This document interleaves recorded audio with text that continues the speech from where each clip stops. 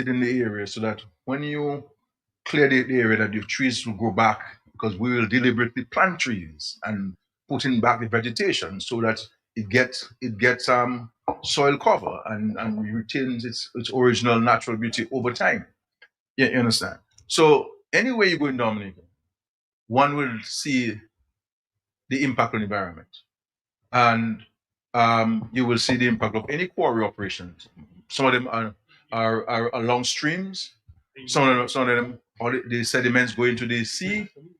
It will impact fisheries. It will impact the coral reefs, and it will impact the way of life of many people. We've had many studies on those things. If you go to take it to Vegas, you'll have challenges there. If you take it to Portsmouth, you'll have challenges there. Anywhere in Dominica, you'll have challenges.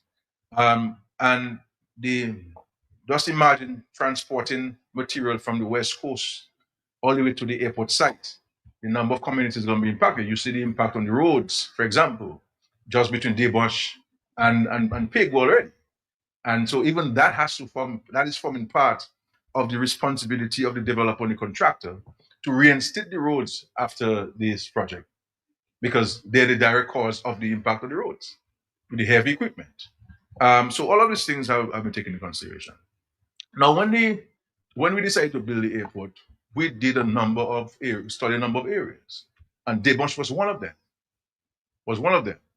But one will appreciate that the sheer amount of material that you need for the airport is either the country takes a deliberate decision that is going to import all of the aggregate and sand from another country whose environment would have to be impacted as well.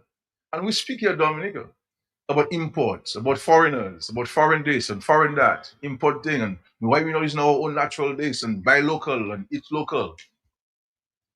How do we therefore justify that we're building an airport? We're building an airport um, that you need the material. And with this runway and the type of soil that we need, this is why CRFI, and I give them credit for that, they're very deliberate with the engineering, very careful with the engineering. And this is why they say to us, Prime Minister, for us to give you a sound runway, because we are building a runway for an Airbus to land, a 777 to land. And if you're a 777 with 600, 500, 400 people to land on the type of soil there, you must have the correct aggregate, the density. So it's not about we have stones elsewhere. It's the density, the quality of the stones. That's important. Not every stone is you can use for every kind of construction. And I'm saying so based on advice. All right. And so they wanted to get the proper density. They went to Ansdeme, they went many places, and they said to us, Prime Minister, this is the area that we can get the quality of stone that we need based on the tests that we have conducted. You understand? And so, and I think that every action is taken to mitigate against the impact. And the Ministry of the Environment and Planning have given advice and suggestions on how to mitigate against certain things. And there's a long list of actions that are being incorporated in the process going forward. I accept that we have to enhance our communication. We have to enhance our consultation. But I would caution those who are publishing statements based on hearsay and to not go and publish statements that can have a consequential impact, an existential impact on our survival. But there's some people who are opposed to the airport, and they believe that they got an opportunity now to speak not about they've been against the airport, so let's talk about the bunch. And we have to resist. And resist we shall, those who believe that Dominica doesn't need an international airport. Dominica absolutely needs an international airport. Absolutely needs an international airport. If we want the country to get where the country is going to go, to bring the kind of revenues into the country, foreign exchange to the country, jobs for the people, more people can be part of the prosperity of the country and realize the dynamic Dominica that we're talking about and we're implementing. We need the infrastructure. This is why we have to build a new port, because it cannot be right that every time a Christmas comes, we're not getting our goods because there's a high tide, the boat cannot dock, Then we have a cruise ship. The cruise ship docks for the day. The boat, cargo boats out. We have to have two dedicated facilities, one for cruise ship and one for cargo boats, because more and more people want to come to Dominica, and we have to ensure that we can facilitate them.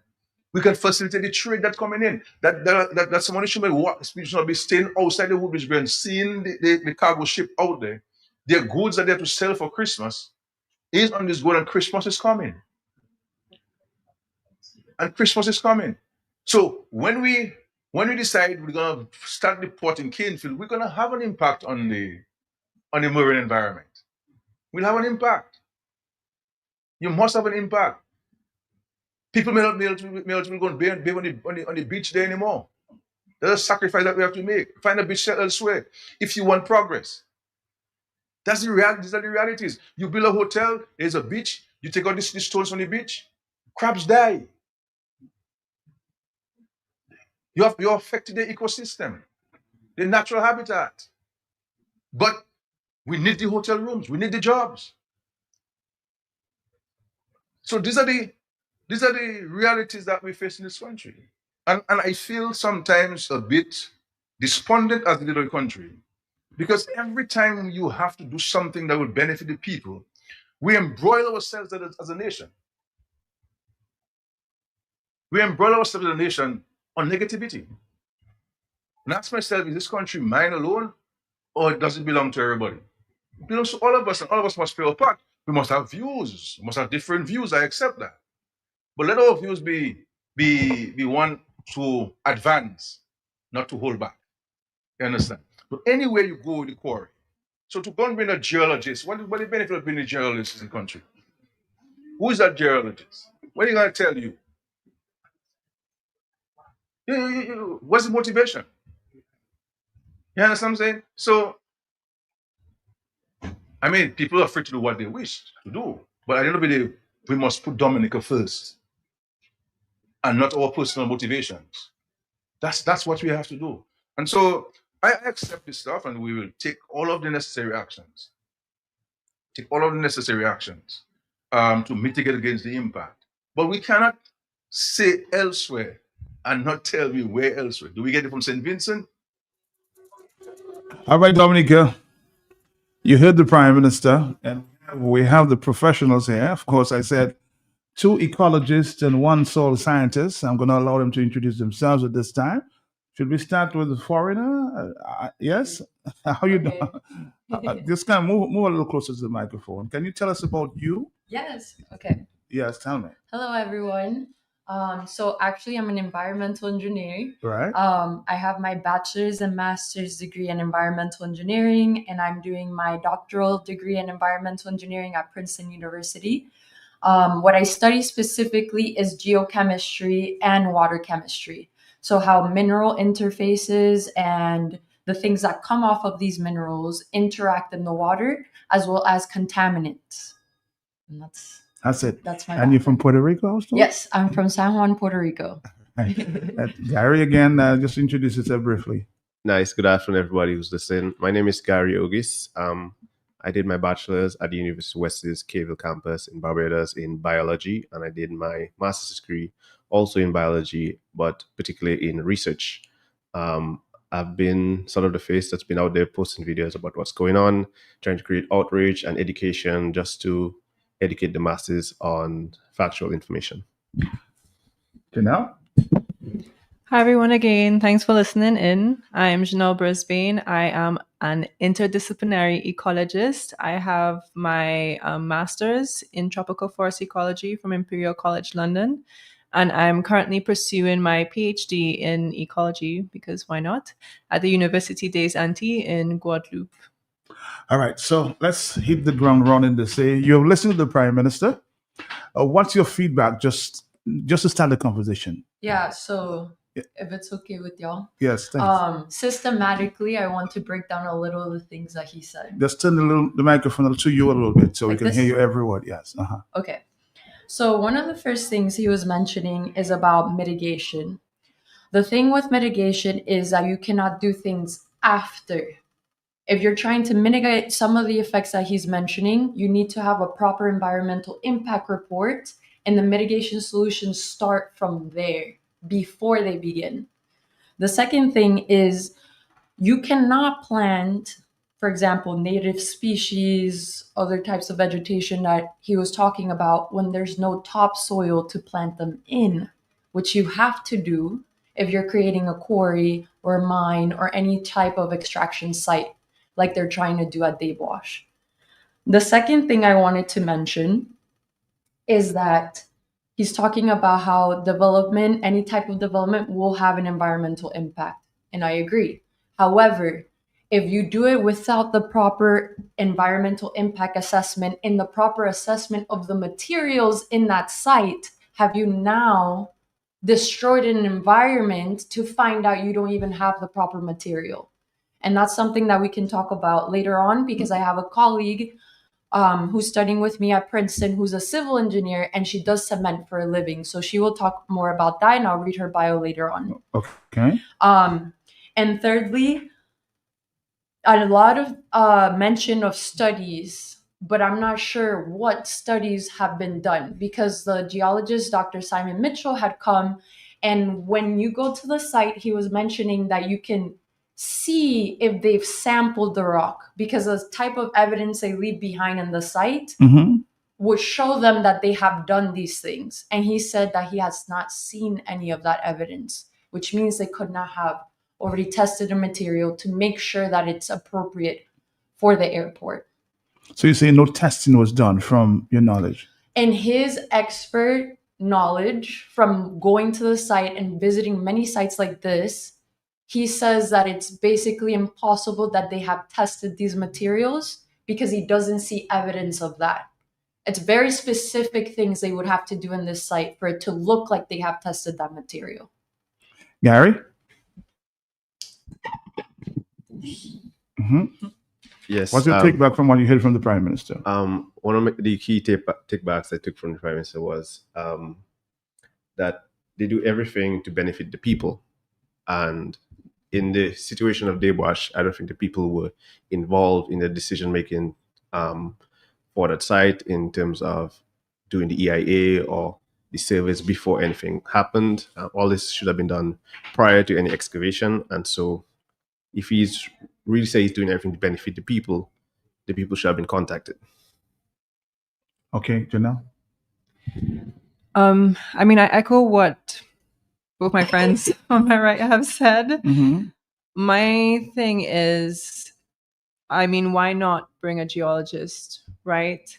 If we are concerned, as concerned citizens, we have every right to investigate the matter, and the geologist should, by right, if they had done the proper testing, confirm what he is saying. So there should be no worry with us bringing our own professionals in to be able to do our shadow reports, which is, again, our constitutional right to do so, which we did based on our concerns.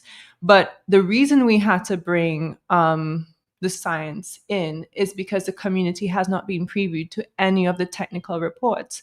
Had they had given us the reports, there would have been no need. And we are still to this day waiting and asking all the relevant agencies, physical planning, forestry, Ministry of Environment, which other ministries are out there, the developer, MMCD, CR5, all of them, for their relevant reports, whether that's a MOU linking the site to the airport. Because remember, Matt, when we first came on, we weren't talking about the airport. We were simply talking about what happened at Dave Wash. We just want to talk about Dave Wash.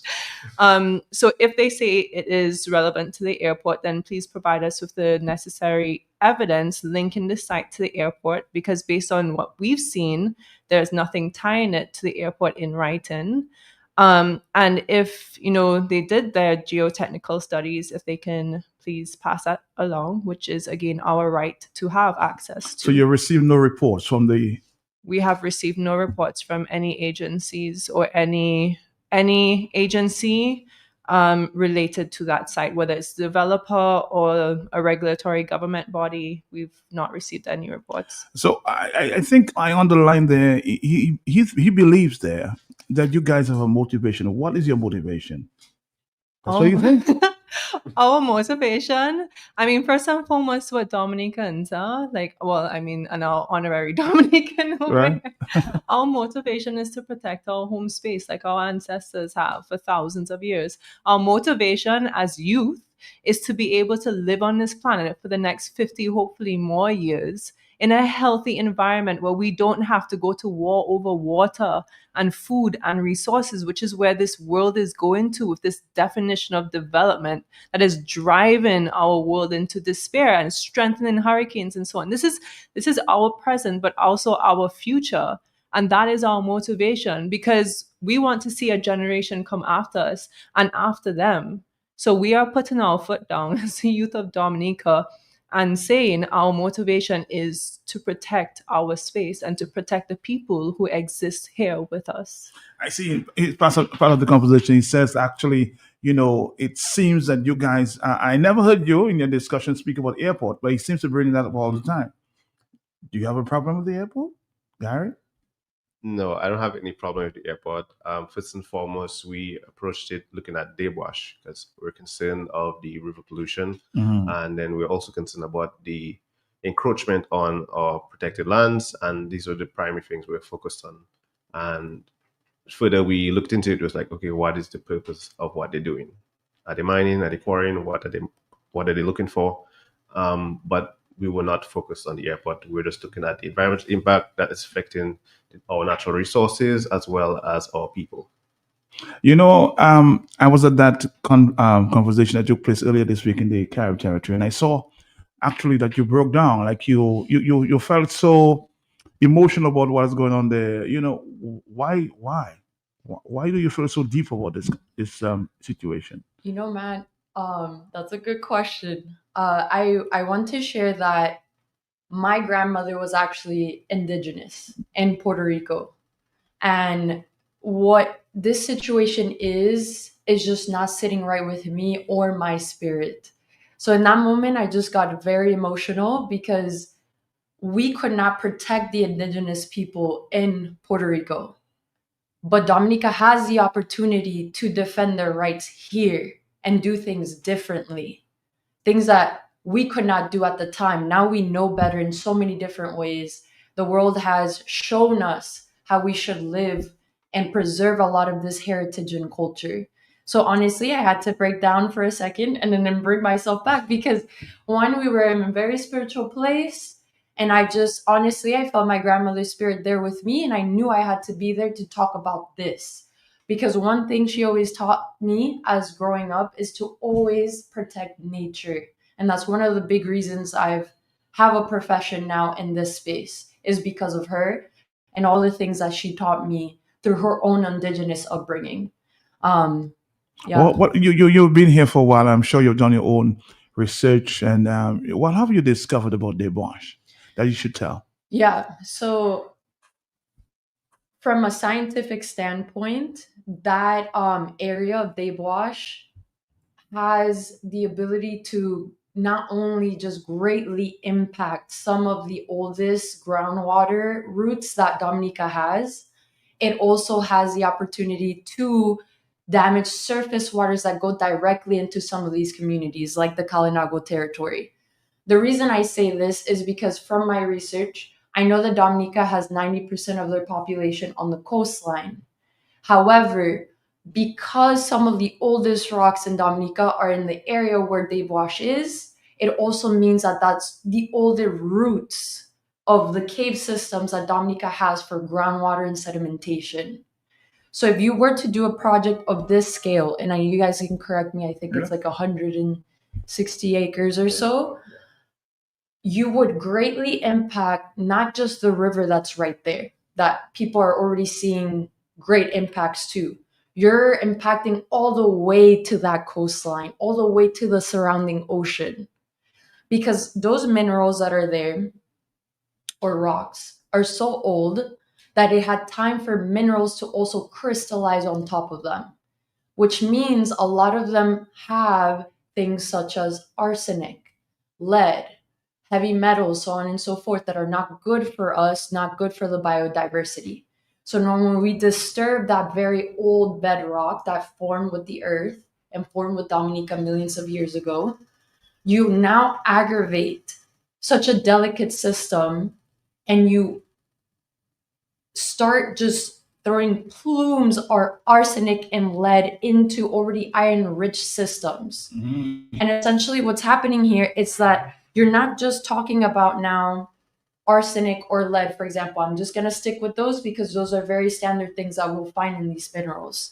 What happens is the soil itself is made up of different particles. So you have your carbon, nitrogen, plant debris, etc.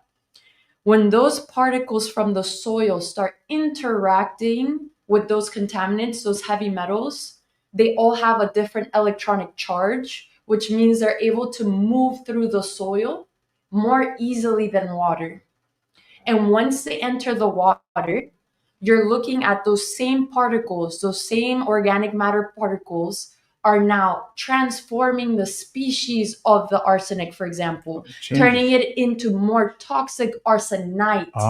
Because when you have iron-rich areas such as Dominica, such as Des Bois itself, you also have the organisms that feed off that iron, and they can transform your normal elemental arsenic that is still harmful, but now turns it into a more harmful species.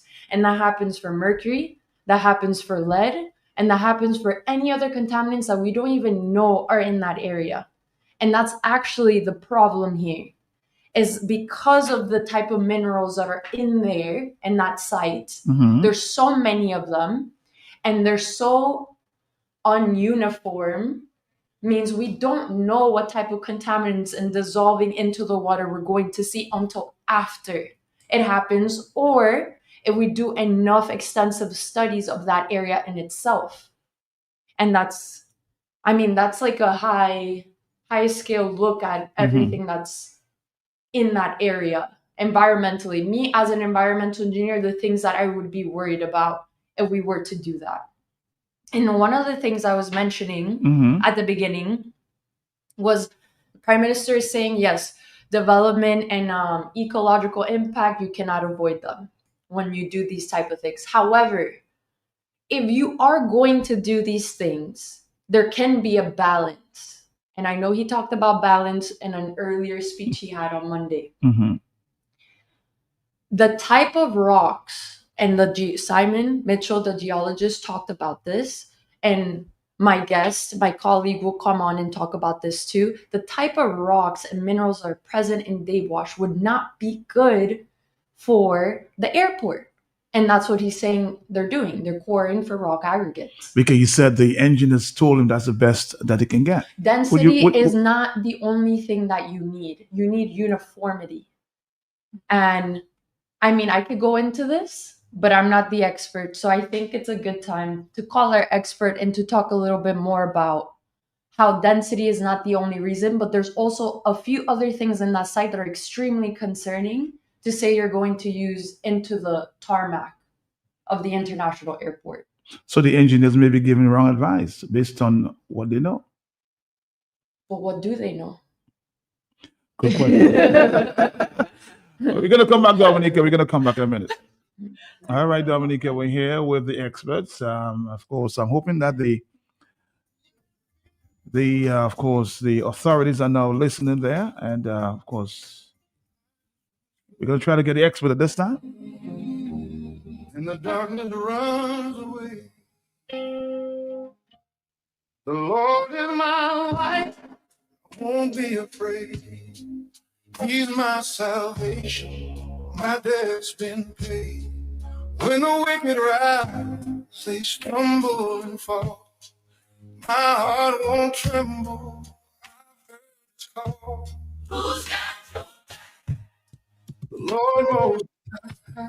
Who is your soul? The same Most High.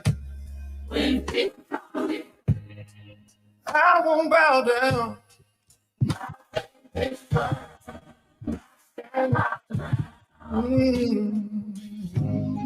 He hides me safe where no harm can find. In his secret place, peace fills my mind. He lifts my head above for my foes and pours His mercy, Lord. It overflows. Whom shall no one hear my strength? His voice I rain trouble comes. I won't lose sight. My God is my light in the darkest. The army rise up, surrounding my soul, but my faith stands firm. It keeps me whole. One thing I see, one thing I crave. Are you Well, are you there, Ellie? Yes. Okay, just hold on there for me, please. Hold on. Emmanuel. As you said, you're about to share a bio. Yes. Read the expert. Yes, so continue. Do I share? Okay. So, Ellie Wasserman is a doctoral student in the Sustainable Cements Group in the Department of Civil and Environmental Engineering at Princeton University. She earned her bachelor's degree in material science and engineering and civil and environmental engineering from the Massachusetts Institute of Technology, or MIT. Throughout her studies, her research has looked at how concrete is made and worked across scales, from the atomic scale chemistry of cement and aggregates to new lower carbon cement alternative materials, and insights from ancient Roman concrete. Her work aims to improve the long-term performance and durability of concrete while reducing its negative environmental impacts. Ellie, good afternoon to you. Welcome to the Talk on the Block. That's the name of the show. How are you doing? I'm doing well. Thank you so much for having me. How are you? Well, I'm happy you could join us here for this interesting conversation. Ellie, we want to talk about this afternoon density. Help us understand, more about density. Yes. So before the break, we were talking about how the Prime Minister had mentioned that the rocks in Des Bois are dense and that they tested them and they're dense and that makes them adequate aggregate for concrete. But Kari very correctly mentioned that density is not the only good or important measure of a good aggregate. And the chemistry of it does matter, and it matters a lot, actually. The reason it matters a lot is because cement is not a very easy environment for a rock or a mineral to find itself in. It's very basic. It has a very high pH. It's going to react if there's any elements in it that it doesn't like. And so if you have any minerals that aren't fully understood or are problematic minerals, you're going to have these secondary alteration products. So for Des Bois specifically, and I am going to be drawing from Simon Mitchell once again, the geologist who was mentioned a few times, his work in the area had seen significant quantities of pyrite. And pyrite is that fool's gold, shiny, it looks like gold, but what it is an iron sulfide. And Des Bois is very iron rich. You're also getting a lot of iron richness because it's located in an area that had this years and years of alteration. The rock isn't just old, it's also located in an area that had a lot of fluids moving through it and changes over time. And you're getting a lot of additives that the original basalt there didn't have. And as a result, you're getting this pyrite, this fool's gold, this iron sulfide. Iron sulfide has sulfur sulfide in it. This sulfur, if the rock gets crushed, it goes into the cement, it's going to react over time. You're not going to see this in a month. Maybe you won't see it in 2 months. But in 3, 4, 5 months, in a year, you're going to have cracking, swelling. The aggregate will expand. It's going to crack, and it's going to crack your cement. If you're thinking about an airport or a tarmac, having a flat surface, I would think is very, very important. You want the safety of all of your passengers. And I think it's very hard to ensure that if you don't know all of the minerals in your aggregate. And especially, I think pyrite to me was a very large concern because that's something that you try to avoid having in your aggregate. If you were consulted to, of course, to do some work on the airport, what would be your recommendation in terms of the best material to cover that airport? Do we have it existing in Dominica? I believe so. I do think the volcanic basalt is a great starter material.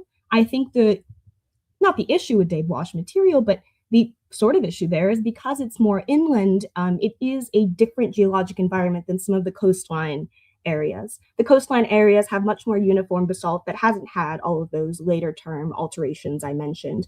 And so you're not seeing a lot of the clays. It's been exposed pretty much to the air. And so anytime that something's been weathered or changed, it just went off into the ocean. The kind of base rock has remained. Where in Des Bois, you're seeing the base rock is different. You're getting clay, you're getting a bunch of other things that I don't think the evidence is there to say that we fully understand. And I think that that lack of full understanding there versus an area that is better understood or less altered on the island would make it a stronger candidate. So you're saying a lot more research has to be done before they explore.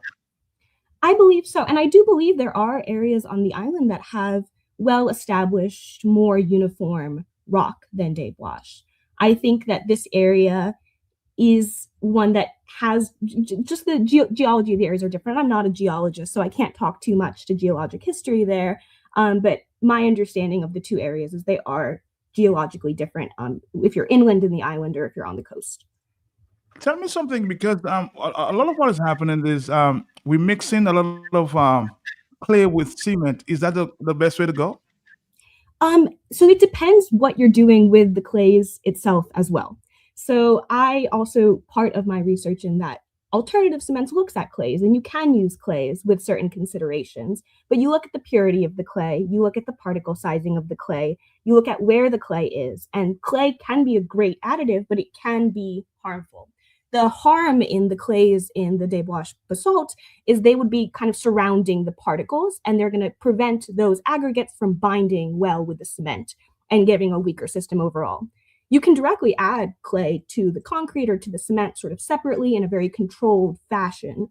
But once again, the issue is not really having a measurement of what types of clays, how many, where are they, and what type of processing is being done on the aggregate before it gets put into the concrete.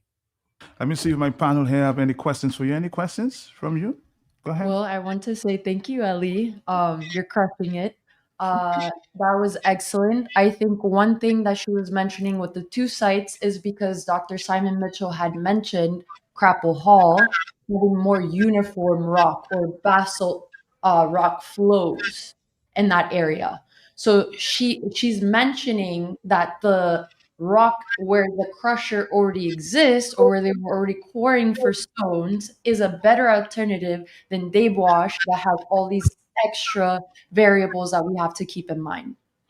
Okay, if you need to ask a question, feel free to call us there. Anybody out there who want to ask a question to Ali at this time, feel free. It's 449-3095, 449-3096, 449-3097, or 616-4257.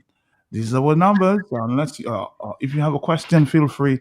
Any take back, Janelle, from what you just heard from Ali? No, I agree with Carrie that she is crushing it. Great job, Ellie. It's nice to meet you. But on the note of Dominica have an aggregate to use for the airport, I think we also have to remember what Professor Mitchell had said, that regardless of the area in Dominica, it requires that same extensive test to be able to put that on the runway, the taxi, the apron, whichever part of that airport.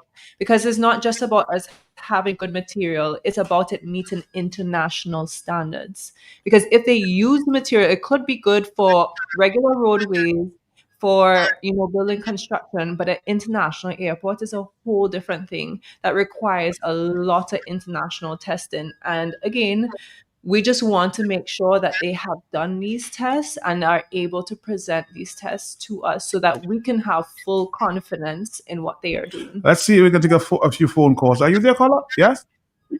Yes, I am. Yes, go ahead. Ask the question. Yes. Okay, to the professionals here. I believe that the reason we are where we are is because the things that should have been done before. You're going to have a project as large as an international airport, and there's no consultation with the public. There is no environmental and all of those studies done. What you're talking about, rock density and chemicals and so forth, all of those things should be done before approval. But no, our leader is telling us that when we decided to build the airport, we decided, who is the we? He decided to build an airport at any cost. And regardless, to right now, we are in the middle of it. And so whatever you get picked, now anything you say is because you are against the airport. And I think this is very, very this is not right. That a leader has to lead you that way. And so we are having this damage being done. Now we have professionals. I heard him say a while ago, why do you need geologists? Well, geologists are professionals. They are the ones that know about soil and rock formation. You need them before you can decide how you're going to, or whether or not a site is suitable for a particular project. So I think, according to the Calypsonian, we go in Duvernay. What should have been done before is being done. Now we are doing it. And he's still resisting. So I don't know where we go from here, but Matt, I think you're doing a good job exposing this thing. Thank you, sir. And thank you. If you need to call, you better call now. We have all the experts here. Again, 449-3095, 449-3096, and 449. The point that I'm getting here, the horse has already left the stable. So why are we going back there? We should have done all this research before, we keep talking. Yes, Before I answer that, I want to shift the focus a little bit to the developer, Montreal management, because in the community meeting, the same thing that people are saying, these studies should have been done before. We actually told that to the representative of Montreal management in the community meeting that we should have been presented with geotechnical studies. It should have been done so that they can at least identify where in Dominica is best to harvest this material from. And they told the community that how can we expect them to do this study? A study like that is too expensive. Really? That's what was said in the community meeting. So again, that is why we're calling for this for this test, for the report, so that we can have full confidence that the necessary work was done. Because people also need to understand, if this is for the airport, yes, the airport project is so far along already.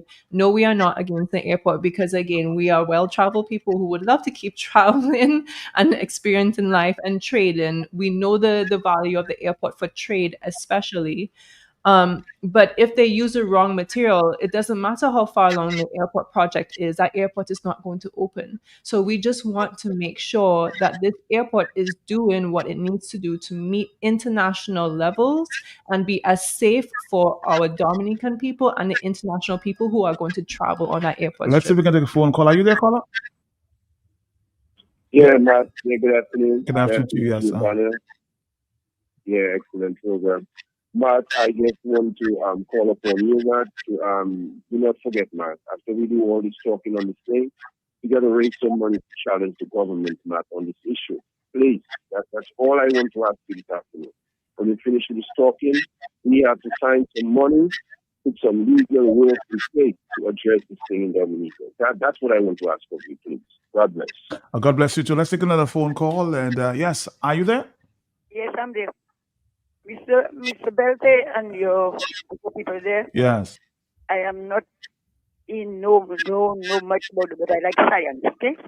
So I have read many in a book that there were some people in Somaliland, and they were living in a valley like. There was another man who studied about the land and everything. So he was calling them from below and tell them, do not dig there, do not build this, do not this. They were hearing him, but they were not listening to him. And one day, while they were still there, the whole land something like a avalanche came down, and they rolled down, and it had a good amount of people in this place. And everybody died. Not even one survived. You understand? There are times you speak to people, they hear you, but they don't listen to you. And when you can only hear and not listen, you will get destruction. Thank you very much. All right. Thank you very much. Let's say again, Ellie, you've been listening there for a little while there. It's important to have the conversation with the people. Yes? Yes, absolutely. I think absolutely. You can't be doing this right now when the project has already started. I think that's the difficult part, and that's the part that keeps hitting home, doing these technical reports, which is honestly a bare minimum. It's not just that it's the regulation and the standard for the country, but it's also the correct thing to do, not just from an engineering perspective and from an environmental perspective, but from an ethical perspective. I think saying that that's too expensive as an excuse to bypass it is absolutely inexcusable. And I think that the community's consulting should come after all these technical reports. We saw that was skipped. We see the community's consulting is also skipped. So it's very upsetting. So too expensive is not an excuse. Should not be an excuse. I don't think so. Not if we're talking about the type of material and the safety of not just the region and more immediate mining impact, but also the safety of the actual airport if you're thinking about the material being used. Let's take another phone call. I think we're getting more phone calls, Gary, and we have not focused on you just yet. Hello, yes? Hi, good afternoon. Good afternoon. Thank you to the team of young people for your contribution so far. I have a question, and I'm not sure between the last time they were on with you and now if it has been mentioned, but can any of you speak to any recovery of the environment, both at what has already been done at Dave Wash, and as Ellie mentioned, if we had to select another site, or just generally in development for Dominica, do you know of any way that nature can recover after we have, gotten these materials and dug out and destroyed the area for development? You wonder. I think I've heard your attempt to answer that question before, because you have dealt with situations like that, and we've had years in trying to fix that problem. Yes. So Go ahead. Yes. Yeah. one thing I had mentioned when I was on the territory was that I spent 3 years of research with the Department of Energy, and we were specifically looking at mercury remediation because they were throwing the mercury waste into the creek or the surface water in that area. And this happened in the 1950s, and we're still trying to recover it today. One of the things is that depending on what is at that site, and when you do some extraction activity such as quarrying or mining, the impact is so far beyond what nature is able to recover, maybe in one lifetime or two or ever. And that is what is concerning. That is why tests need to be done before, because a lot of those things can be predicted. If we know what's at the site, we know what contaminants, we know what minerals we have there, and the process by which we're going to expose them into the surrounding environment, we can put systems in place during the activity. And even when you put in place things during, you're only mitigating. So mitigating only means that you're trying to perhaps not do the utmost damage. You're trying to reduce it, but that doesn't mean that damage is zero. And in the case of what they're trying to do, if you exhaust the land in that way and extract those resources, the land is not even usable for industrial applications, not for agriculture, and certainly not for animals or other biodiverse species to live in that area. And that's why there has to be urgency with this matter.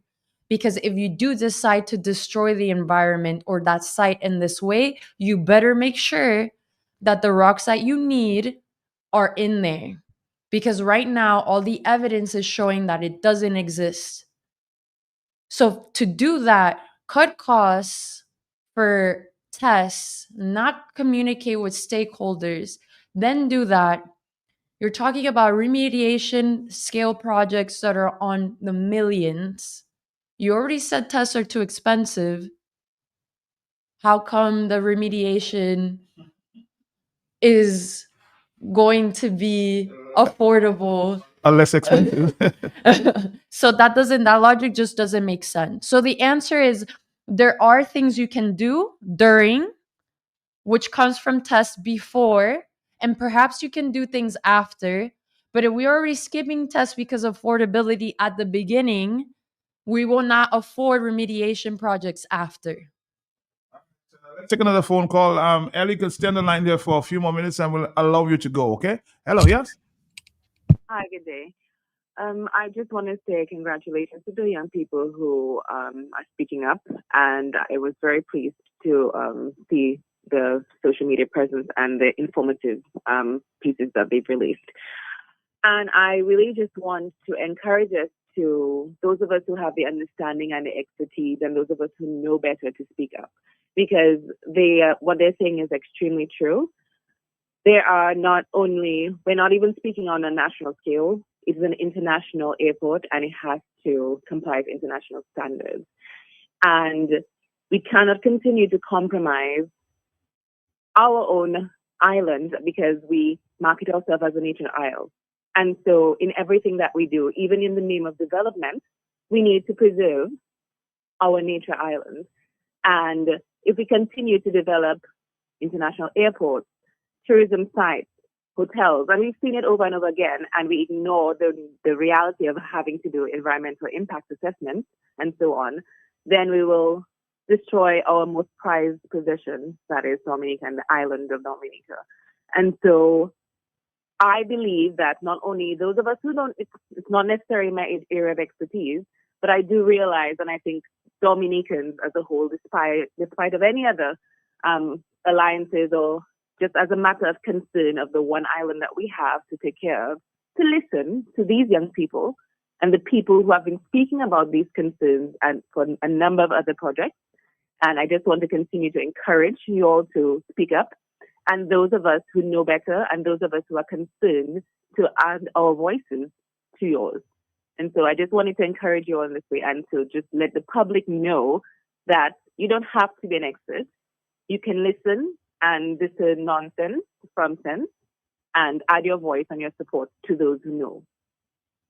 Caller, thank you very much. I want to better understand it because we talk EIA all the time. Can you explain to us, as an environmental engineer, what involves the EIA? Speak to us. Gary, and again, I'll come back to you guys in a minute. Yes.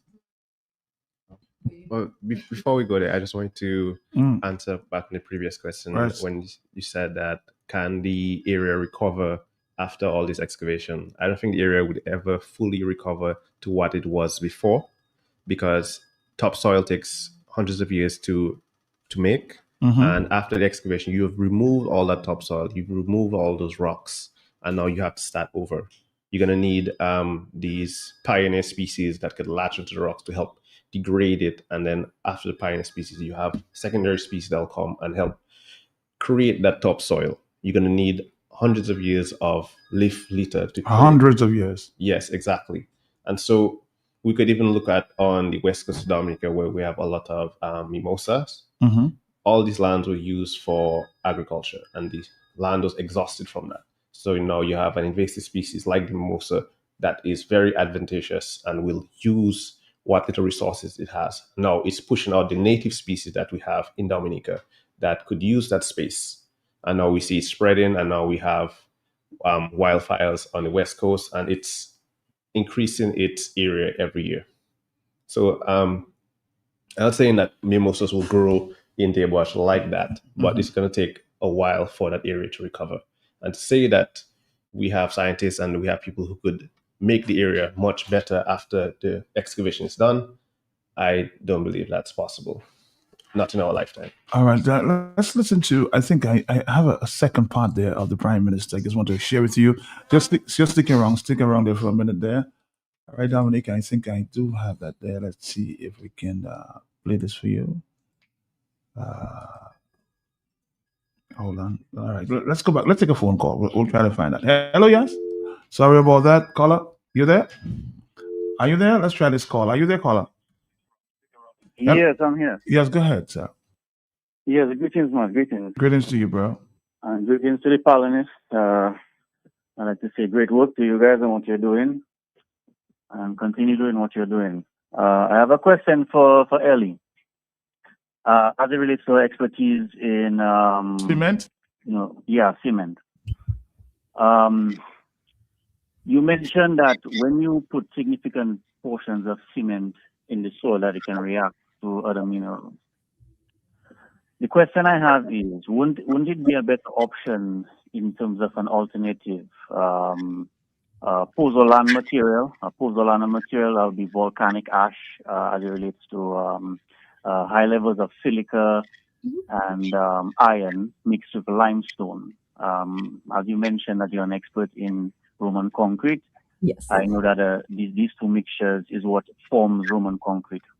Now, my family owns a significant portion of that material along the coast at the La Palais Solomon Core in Point Michel.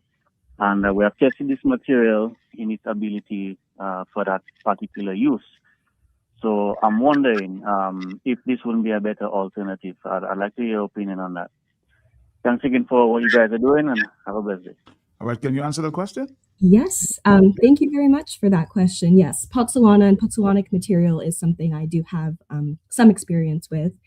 And my answer to that is there are two different functions. So pozzolanic materials are usually used as supplementary cementitious materials, which just means they can make binding phases. So they're part of that cement material. And the other thing is they would be used to replace the actual cement. So they would replace the bags of gray powder that you would buy or make. And those would usually be, I would say, around 20% weight replacement. Even in Roman concrete, they weren't putting very large amounts. Aggregate is around, I would say, 60 to 80% by volume of cement. And the purpose of aggregate is to be non-reactive. It's not supposed to react with the cement matrix. It's supposed to be a solid stone that just the edges of it bind with the cement, where pozzolana does have those reactive silicates, illuminates, and those will make those other strengthening phases. Their purposes are a little bit different, where you want your aggregates to not be a reactive rock, where you do want your pozzolana to be reactive, if that answers the question. All right, let's see more calls are coming in at this time. We're going to take a quick break. I will come back, Dominica. This is Q95. This is a talk on the block. We're going to come back. Lost my way. If I hadn't seen your mercy in the light of day, you're the strength of my heart, my holy God. When the storm rolls in, you're by my side. Be strong, be still. Trust in His word. His perfect will. Lord, linger long in your return. Morning song. The Lord is my courage when fear's at my door. He's the light in the valley, the peace in the war. When the wicked shout, I don't back away. I lift my voice and start to pray. The Lord of might, Prince of light, I won't retreat.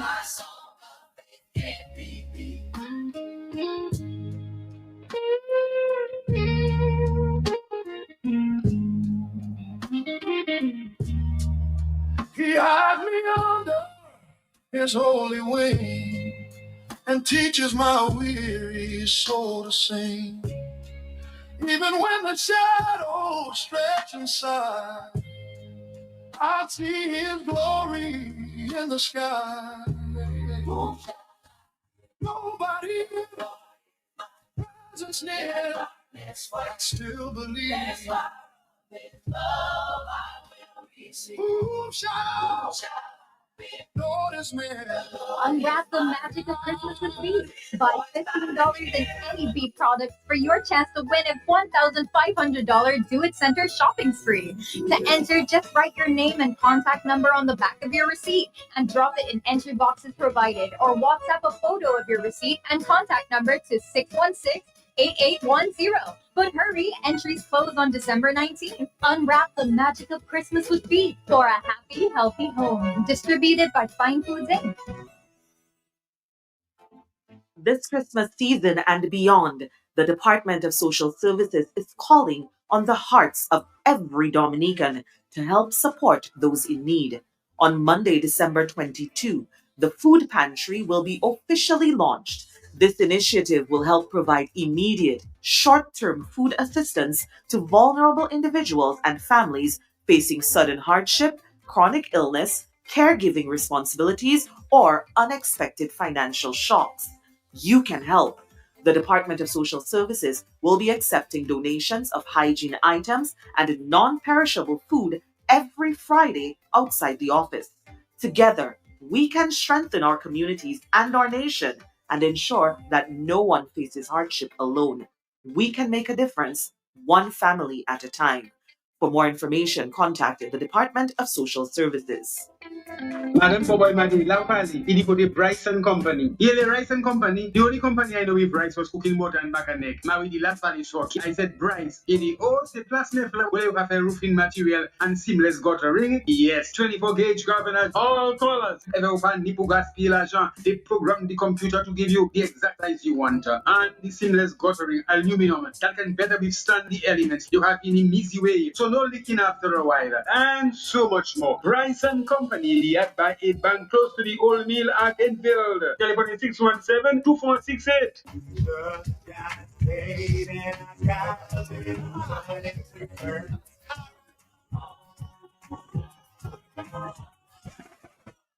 But do you really have money to burn? What about your commitments? Have you paid your bills? What about your telephone bill, your light bill, your water bill? What are you going to use to pay your loan? A truck of stones? NCCU wants you to continue to make wise financial decisions that will not leave you stressed. Think of your commitments. Commit to your commitments. Commit to saving. And then you can have some money to burn.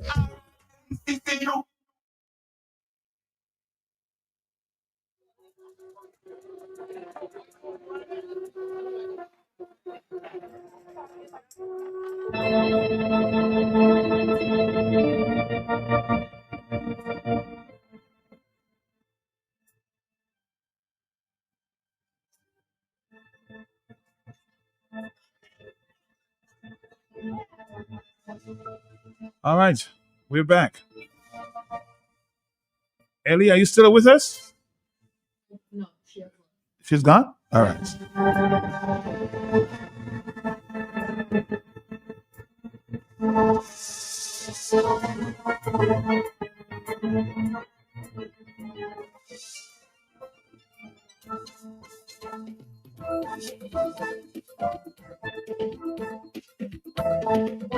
The second part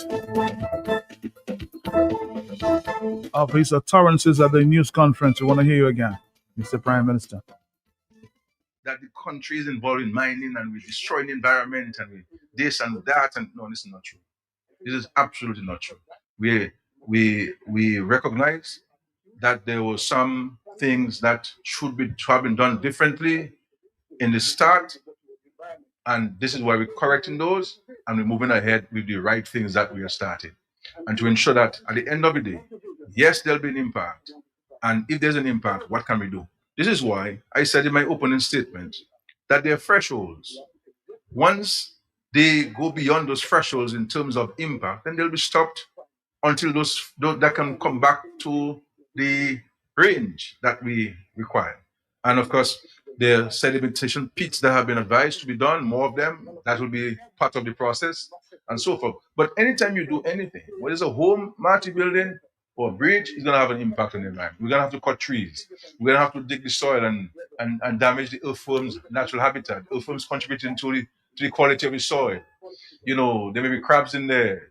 We have to affect them. And this is why you realize now you have more agoutis among us than before, because we have built homes and developments where the agouti was in a natural habitat. You understand? So before you would go in the bush to get a manicu bat, you remember that? And you won't catch one. But no, and you could tell me, look me, kill me. You understand? So that's the reality that we are doing there. On the water issue, Matt, quickly, we were a bit slow on this water review. All right, again, yes, I just had his final comments there at a news conference. But I think you guys created a video sometime last week, another video. Gary, can you talk to us about that? Which one? The latest one. Oh, yes. Oh, okay. I know you've been creating videos. Yes. First off, I like creating videos. I think that's pretty. That's the main thing right now. Education. A lot of the youth and people love short form format, and that's what they engage in: Instagram, TikTok, and Reels on Facebook. And so when this started happening, I was like, I have a bit of experience in editing. I was like, I could really reach people if I do short form videos, especially make it simple enough that the general public can understand. And that was our aim And so I put out 3 videos, and a friend, we worked on the 4th video. Okay. So the first video was to give historical context of the area in Dewash. So we know that the area was scouted for copper mining and gold mining in the late 90s. Mhm. The second video explained to the public what is currently going on in the Dewash area. And the third video, I wanted to touch on EIA or ESIA, which is an environmental social impact assessment. And so that is paperwork, basically the permission slip for any project that you have to follow these procedures to ensure that we understand what the impact would be on the environment. Mhm. And when we say environment, we're talking about the forest, talking about the rivers, the people, the air, water quality. All these have to be taken into consideration when we're doing this EIA. And by Dominican law, by Physical Planning Division Act, no project can be started without an approved ESIA. And so that was the main message throughout the video, was to explain what's an ESIA and also what is required for it, and also explain to people what actually happened. And so I try to explain it as simple and as short as possible. The question is, have we ever, from your knowledge, have we ever had an EIA done on this project? We've had, what is it, drafts, variables, but none has been approved. Are you talking for Dewash? Dewash, yes. No. We've had drafts that has been written out, but they haven't been approved by Planning Division. So why do they refer to it as an EIA? And when Gary says we've seen drafts, it was presented on a screen at the community meeting. The community has never physically received any documentation. It's just bits and pieces that have been showed on a screen. Mhm. I want to better understand, and I think I asked the question earlier of an EIA. Explain to the public, my friend, the environmental engineer there, what would include in an EIA? Sure. So for any standard environmental initial assessment, and that's what the I is for. Yes. Because you have to do it before. You're looking at what's in the water. So first you want to do a water quality report. That would require you to sample every source that discharges or has runoff on the site. Okay. When you're doing that water quality report, you want to see what's the baseline of that area, because that's the only way you will know how much you're adding on in contamination. So you have to see what contents are in the water. The second part of that is, once you know what the baseline is and you compare it to the current water plant procedure, you have to decide how much more do you have to do at the treatment center in order to meet back to standards of water quality. So drinking water has a minimal standard of how much heavy metals it can have, how much total dissolved matter, etc. Once you do that, then you also go on to air pollution. Air pollution is a very big one because you have to test for 2 standards types of particulate matter, because the sizes of these particles are enough to get lodged into the lungs and cause respiratory issues. So there's 2 main size types. You have to see how much the site already has baseline and how much it would incur after it has started. And those are just your water quality and your air pollution metrics.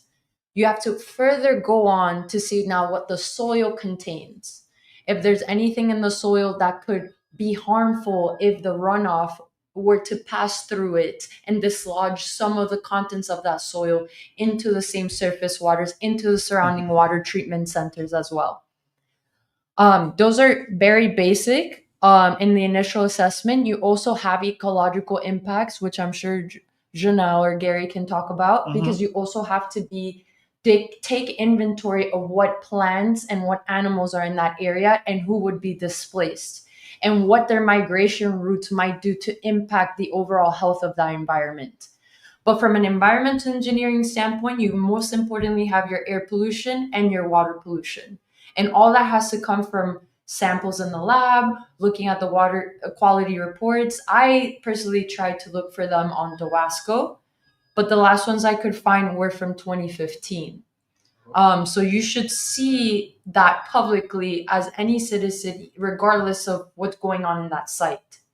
But those reports is what an environmental engineer also has to pull to see what they have been reporting, because any water utility is going to be already testing for those things.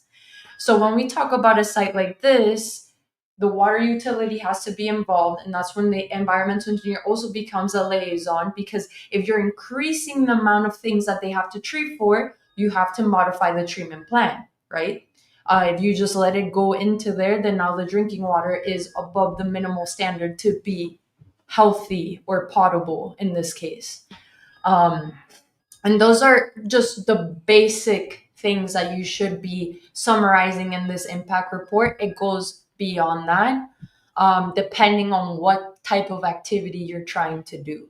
And for that, then it differs to the government here in Dominica. What are the rules and regulations? There are guidelines to how to fill that assessment report, because Dominica also has a unique geological topology. So for example, environmental assessment that I do, let's use the US as an example, in Florida will look different than California, that has tectonic plates, that has more mountainous areas, and then Florida, who's below the water table. So it's very specific also to location.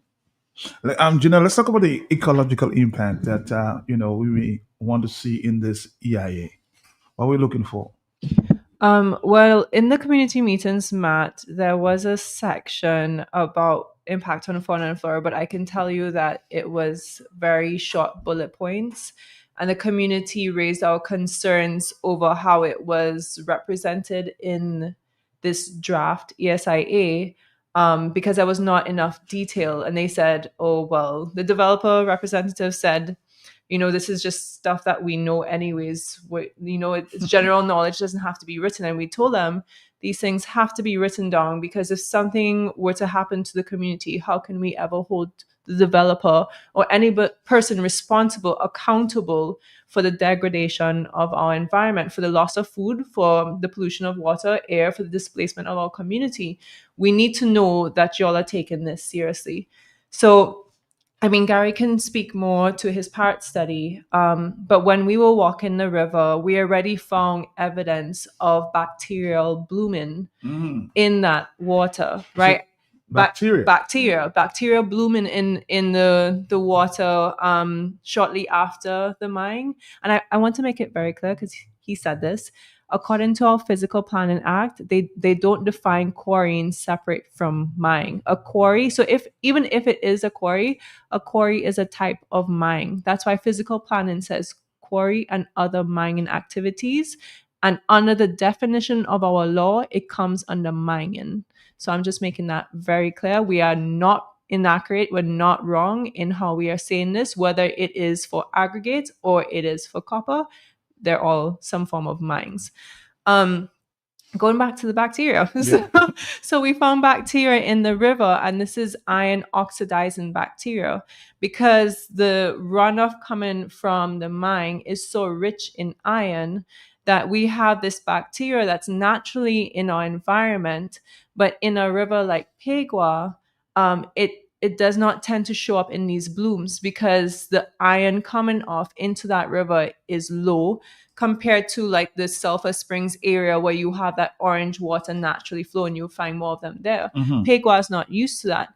Now, what that means is that this bacteria feeds on the iron, and it uses up a lot of oxygen to do so. So it's pulling a lot of oxygen from our river. So there'll be repercussions there. There already are repercussions. The oxygen level, depending on how long this happens for, the oxygen level in our river is going to get lower and lower. The fine sediments are actually, what the fine sediments do to some of our species is that it shreds their shells. So things like crabs, crayfish, VO, especially their eggs. Their eggs are not going to get the necessary oxygen or be in the environments they need to survive. This fine sediment is going to cover their homes and displace our wildlife or cover our wildlife. Like, I mean, we've already seen some of this happening, but I mean, when it comes to the question about like, I guess what is to come, or can the environment bounce back? They've already cleared about 20 acres out of the 160 acres, but it's just been a few months in that river. Yes, things are on the decline. Yes, the ecosystem is changing now, but if we were to stop it at this current point with a few floods flushing out the environment, we stand a chance right now to allow that ecosystem to come back. If we were to do this, what they propose over the next few years, that ecosystem may never come back. But You say never come back. never come back.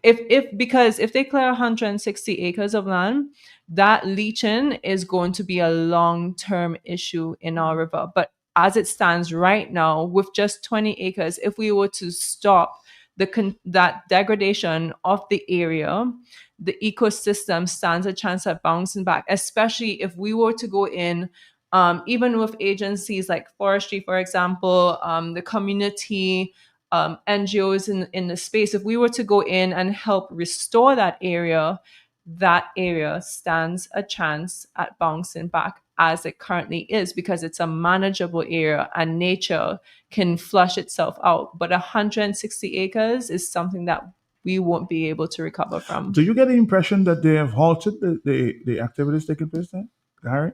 They've halted some of the activities. Or the major activities that has been affecting the area is the excavation of the topsoil. And so that would cause runoff, because the area that they excavated in has many different tributaries, little streams that exit into the main river. And that's the part that has stopped. But they're still working there. We've observed workers edging the road, and they're constructing the access road into where the crusher will be. But what they've done already, all the mass excavation that goes into our Northern Forest Reserve, because we actually have proof now from lands and surveys that it actually is encroaching within our protected lands. When rain falls, it causes a lot of runoff.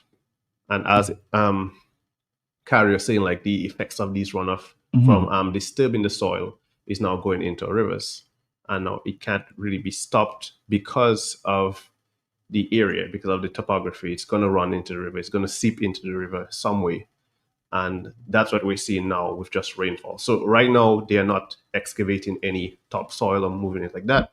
But when rain falls, we've observed and we've taken videos, every time rain falls, there's a rush of mud, water, or what we say labu, going into the river. And so we do see that. But when rain doesn't fall, the river is clearing up, but there's still traces of sediment in the water.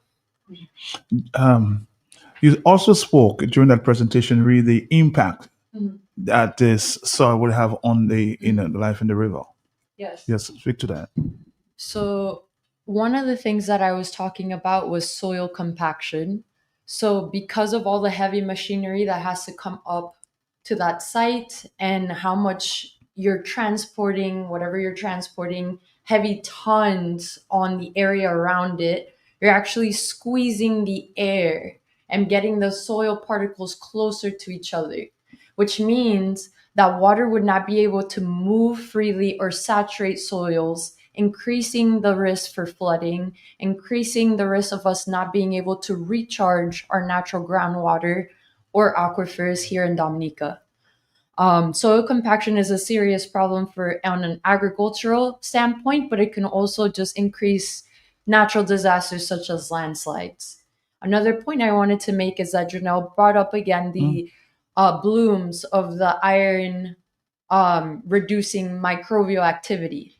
One thing I want to emphasize again is because there's so much iron in that water that's taking up all the oxygen, that reducing environment, again, is able to take a less toxic form of arsenic that comes naturally from these minerals and rocks in that area and make it a more toxic version of the same element. More toxic. More toxic. Because the microbial activity is already very high because of all the iron that's in it. So when it's in a reducing environment chemistry-wise, so you're taking out all the oxygen, you're able to create a complex between the iron and the arsenic. So it goes from a less toxic, more stable elemental arsenic to now a bioavailable, more toxic arsenic that can go into the animals, the people of that area, into the groundwater and the runoff, into our reefs, into our oceans, because it's going to travel way farther than just the area where Dave Wash site is. There's no stopping runoff. There's no amount of tanks you can put water in where it won't try to saturate the soil. And now if you have all this soil compaction, like I mentioned, from the machinery, from the things that are going up there, from removing and moving the aggregates and dumping them into other areas, because this topsoil also has to be stored somewhere else. Now that water that was supposed to be able to be absorbed by the soil is staying at the surface, and it will continue running down agricultural lands, communities, and into the ocean more purely than it would have if the particle could do its job by absorbing to some of the organic matter in our soil. Because soil can also work as an absorption material, something that could actually help mitigation. However, if you're compacting it and then it's not allowing it to do its job, then forget about a contaminated soil. Now you're contaminating rivers, the ocean, whatever other streams of water that are in that area. And then most importantly, it's going into the drinking water and water treatment plants. Wow. Now, I know you had three components. So you had an information component, you had an education component. That's going on as we speak. Now, what happens next? Because a lot of people are suggesting, let's go to the court. What's your take on that one? To stop what's going on. Talk on that one. Go ahead.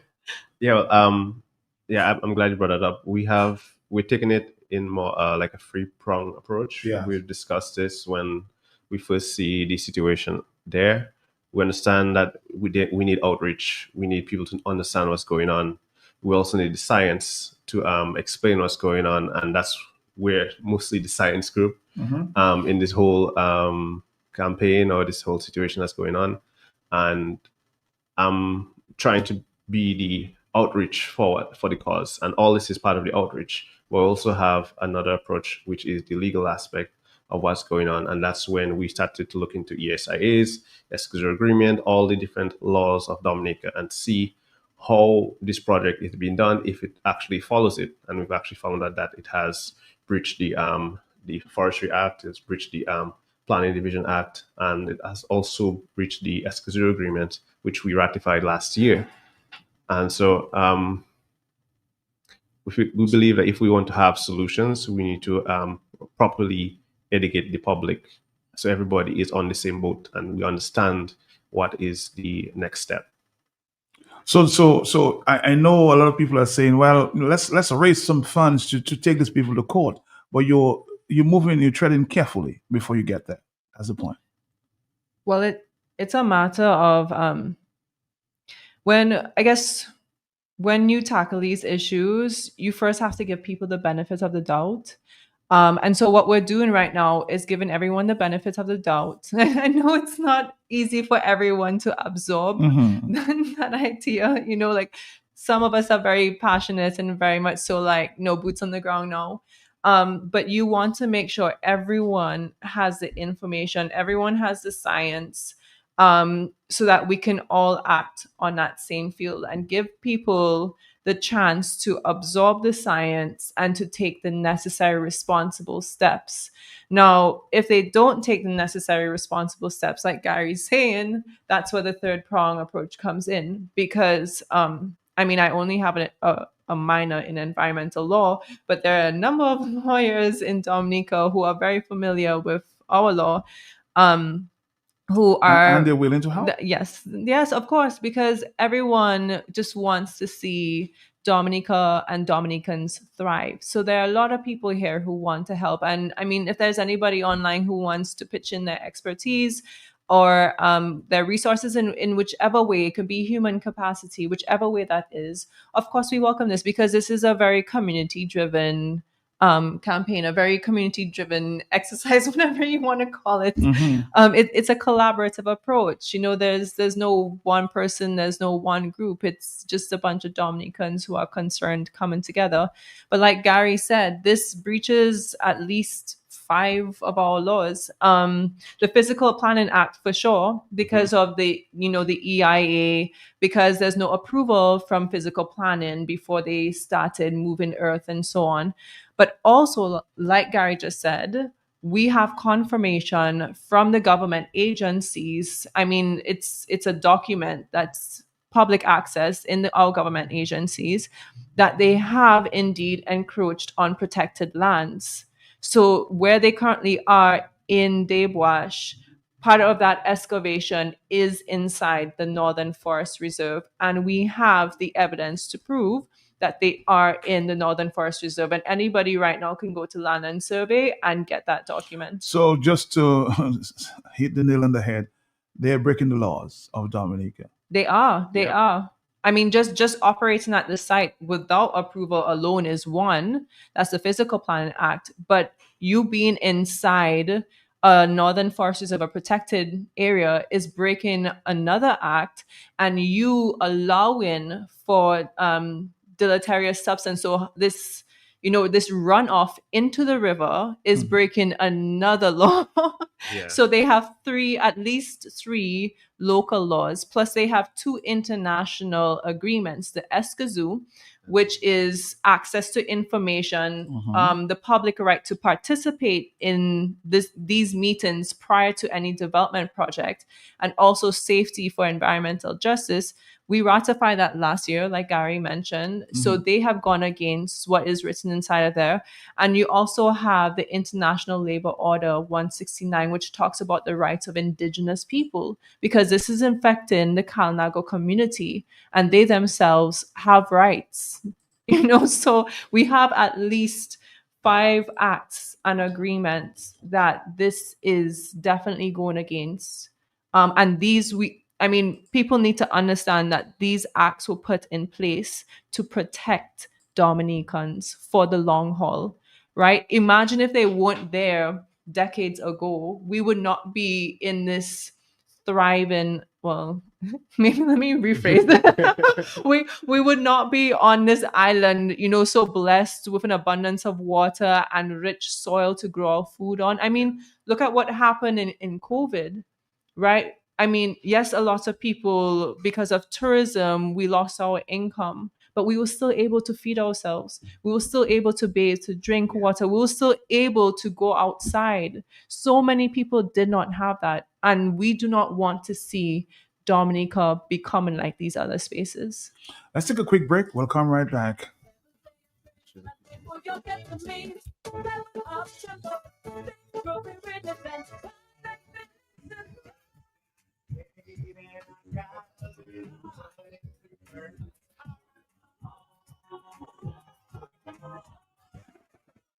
But do you really have money to burn? What about your commitments? Have you paid your bills? What about your telephone bill, your light bill, your water bill? What are you going to use to pay your loan? A truck of stones? NCCU wants you to continue to make wise financial decisions that will not leave you stressed. Think of your commitments. Commit to your commitments. Commit to saving. And then you can have some money to burn.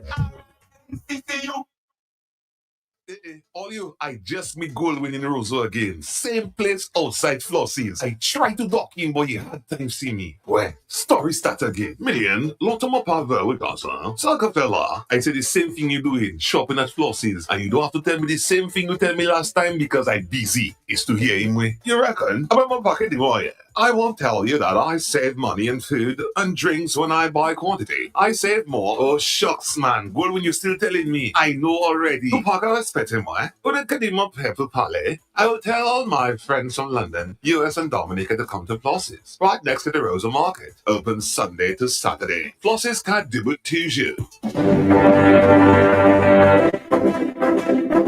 Creole Habit in collaboration with Title Partners TBS Radio, Big Edge Financial Express, the Dominican Lotteries Commission, Going Global Entertainment and the Sign present the 2025 Dominican Music Awards, Saturday, January 3rd, 2026 at the Intercontinental Hotel, 6 p.m. The Royal Red Carpet entrance. All the partners include the Signman Canislips Artist of the Year, Texia Rio Artist of the Year, ACS New India Assurance, Calypso Artist of the Year, Nature Island Press Production, Gospel Artist of the Year, Josephine Gabriel and Company Limited, Band of the Year, Do It Center, Social Media Influencer of the Year, the Republic Bank, Photographer of the Year, KFC, Junior Male and Female Artist of the Year, Courts, Male Artist of the Year, Bob and Sarah, Songwriter of the Year,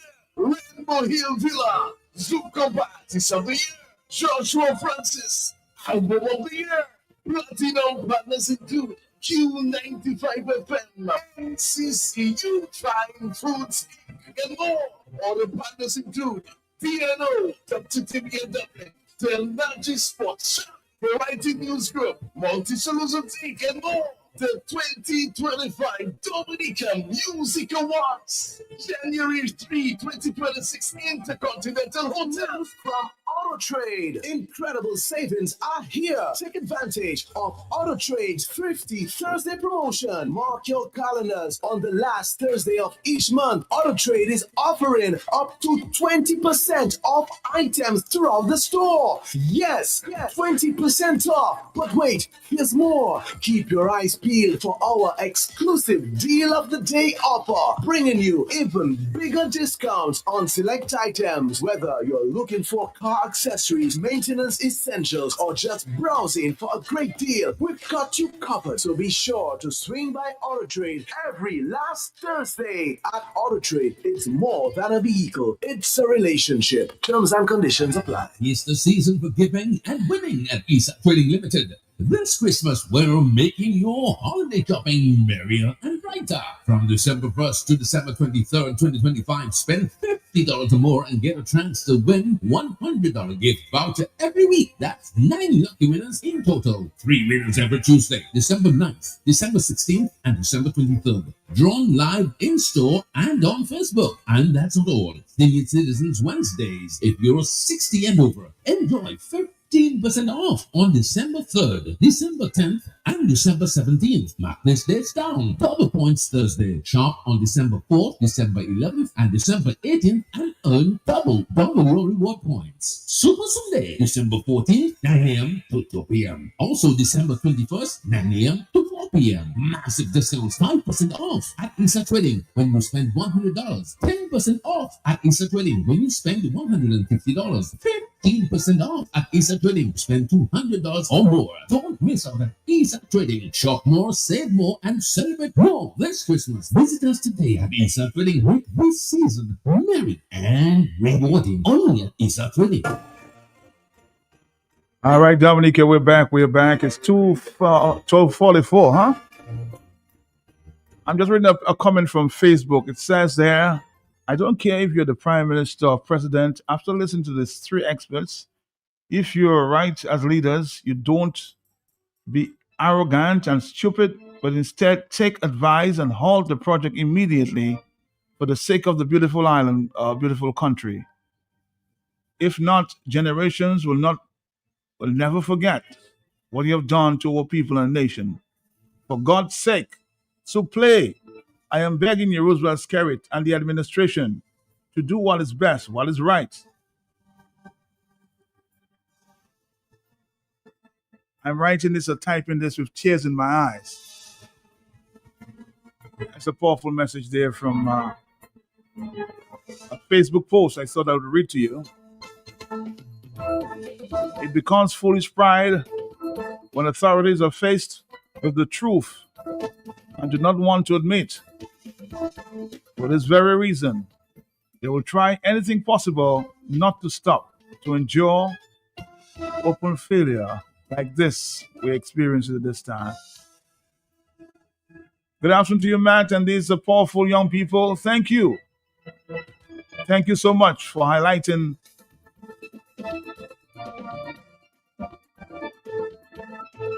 the issues there.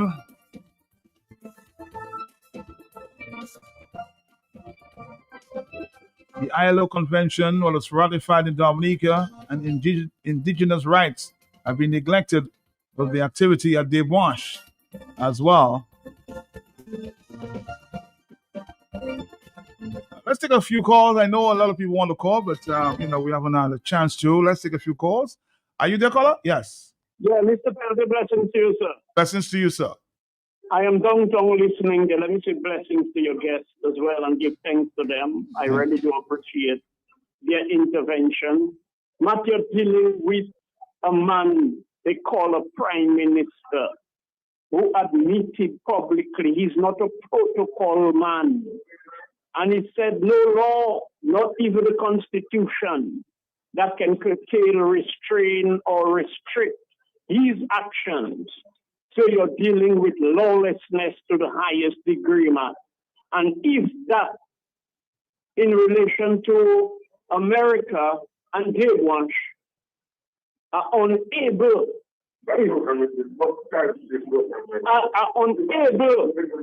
to move Dominicans simultaneously to rise up against that level of criminality, then nothing will, my brother. Because it is not how people can be so lawless, bold-faced, ruthless, law. The man is just the man have every criminal tendency, and you know not when he will stop. So the Chinese, did they just go there alone? The environmental people, lands and whatever, none of them give their green light, forestry.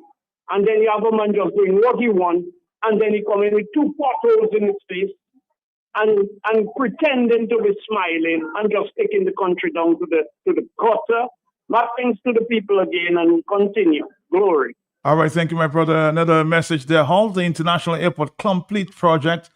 Aspects of the project that needs the EIA. Prime Minister Skerrit is deranged, and somebody's saying there. And somebody has to help him to stop what's going on there at the airport. We saw what's happening there with our passports at this time because you never listen. Somebody's basically saying me on the WhatsApp there. So please, Prime Minister, they're begging you to stop what's going on there at Debwash. I go back to you guys, experts. I've heard the sentiments all afternoon. Are you saying stop? Or let's consider. Saying stop what? Stop the project. We're saying stop the Debwash project. The Debwash project. Yes. That's what I'm talking about, yes. Yes, we're saying stop. Because the impact it's going to cause, it's going to be irreversible at this point if they go full through with the area that they have proposed at these meetings. Right now, we believe it's about just 20 acres they've gone through, but we've looked at the map that they provided at this meeting, and it's about 160 acres. 160 acres. Yeah, that's what we looked at it once we overlaid on GIS and looked at the bearings and everything. That's what we estimated to be about. But if they do continue like that, it's going to be devastating to the area. And we've already hiked through the area, and we've seen there's trails going all the way up into the forest. What you see on the main road is just a piece of it. All behind hills, they've digged already. They've cut roads in, and they have encroached on national parklands. And so they have already broken the law. So we are asking for them to stop, so irreversible damage will not continue. Okay, let me get a comment from the panel here in terms of, you want to halt or you want to stop? No, I mean, the panel here, everyone wants it to stop. But I just want to add on to what Gary was saying. The work that they claim they want to do, if they were to avoid going into our protected lands, they would not be able to achieve what they claim they want to achieve in that area. It will be too small of a land area for them to be able to get that job done, supposedly.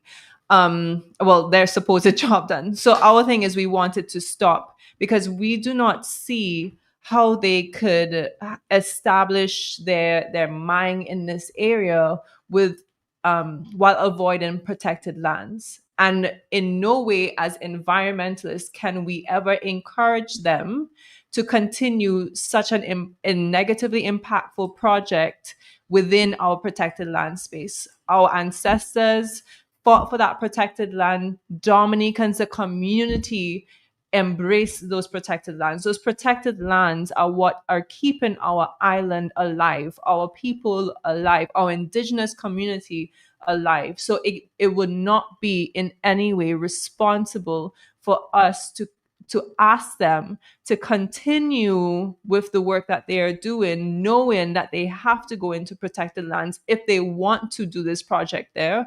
And also knowing, based on our geological findings so far, that the material they want for the airport, they are not going to be able to get the job done with what is in Dabewash. It would not be ethical. It would not be responsible of us as scientists to advise them to continue at this site. I know. Let me get your views here. I know you're not a Dominican, but you seem very passionate about the subject. Yes. Yeah, I just want to say something before we go to Carrie. Mhm. I like the efforts that we're doing so far with the outreach, and we do thank that the Prime Minister and the other ministers were at the Dabewash site. They came to look at it themselves, and he did make a remark that they are going to go over the paperwork and what needs to be done, what mitigation methods needs to be done. And we've actually observed forestry officers, surveyors at the site now. And it's because of this that we have information that they have encroached on the national park lands.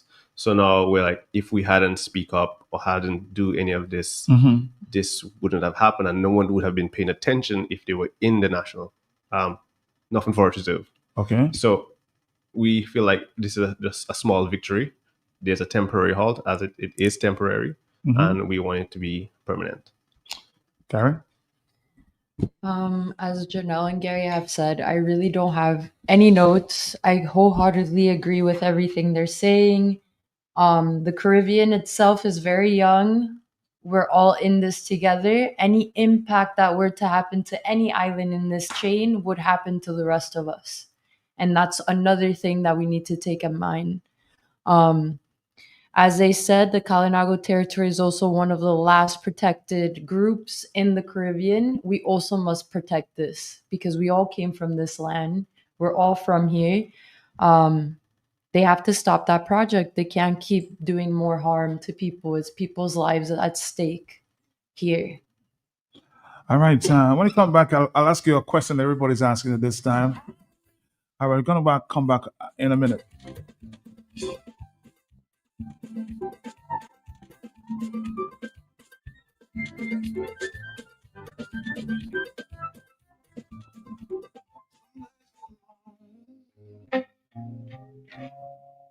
Some roads get rough, but I ain't afraid, no, not tonight. 'Cause the Lord is my life. Here's a question coming up on Facebook, and I'm going to ask it anyway. Did you call or write to the government to have a discussion or engagement about your concerns on how projects will affect the environment and the negative impact it may have? Are you willing to have a conversation with the government? They say, look in the Prime Minister's eye and say, sir, what you're doing is wrong. Yes. We can wholeheartedly say people have reached out to the ministers in charge of the different sectors to have a meeting with the community. We've also asked the environmental engineer who had attended these meetings that these people be present because he himself couldn't answer all the questions. And he did refer to these other ministries like planning as well as environment, that we should refer to them, like they would have the answers. So we're like, well, we should talk to them. We haven't seen them or we haven't heard a reply from any of them. I've actually invited the Minister of Environment to come to the community of Concord already.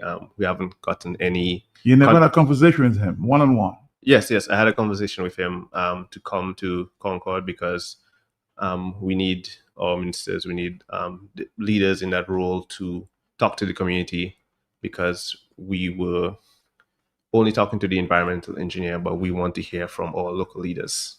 And we haven't received that yet. But I'm asking you if you are invited at this time, on this late stage, to meet with the Prime Minister and the team, because I know they had a team of experts last week, Monday, I think, speaking to the issue, and you guys were not invited. Are you still willing at this point to meet with these experts and speak? Yes, of course. And as you're touching on the event we had Monday, we live streamed it on Emo News. If you guys want to rewatch it, it's on released on the 15th. It was on the 15th of November. December. Of December, and it's a 3-hour-long live coverage.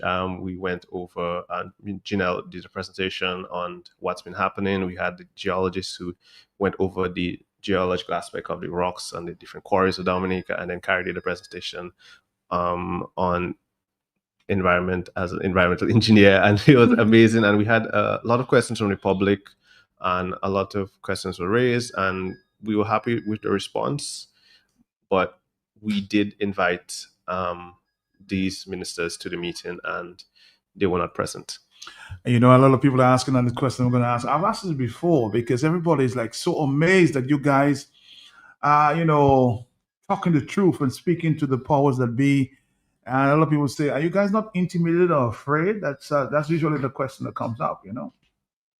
Still at this time, you've not gotten any pushback from the necessary authorities, have you? Matt, no, not necessarily.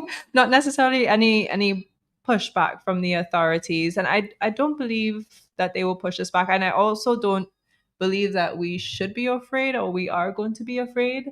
Again, like we said last time, our fate is whatever our fate is. Destiny will take us whenever it's going to take us. But in the meantime, we are going to speak the truth, and we should never be afraid to speak the truth. And actually, we have found that the more we speak the truth is the more support that we get. So we also want to encourage people out there that when you do speak the truth, you find your community, and your community is going to be the strongest thing to ever be there for you. So the people that stand with you on this one. But of course, but like people always say when certain things come up, it's almost like you're criticizing, right? Mm-hmm. But what I tell people back is your strongest supporters should be your strongest critics, right? Like if we think about our parents, our best friends, our closest colleagues, they're the ones who keep us in check, but they're also our biggest cheerleaders. So if you want to be someone's supporter, you should also be someone's biggest critic. You should be the one to come out and say, hey, you are doing this wrong for these reasons, and here's how we can do it better together. That is what a community is all about. And Dominica is a community. Somebody's asking, is there a place we could go and donate to that cause that you guys are taking up at this point? It's not a cheap cause, but I mean, of course, people want to support you. Yeah, I would say you can email the group email, Save Debwash at proton.me. So that's at proton.me, Save Debwash at proton.me. And, the group will be able to guide you from there. All right. Mm-hmm.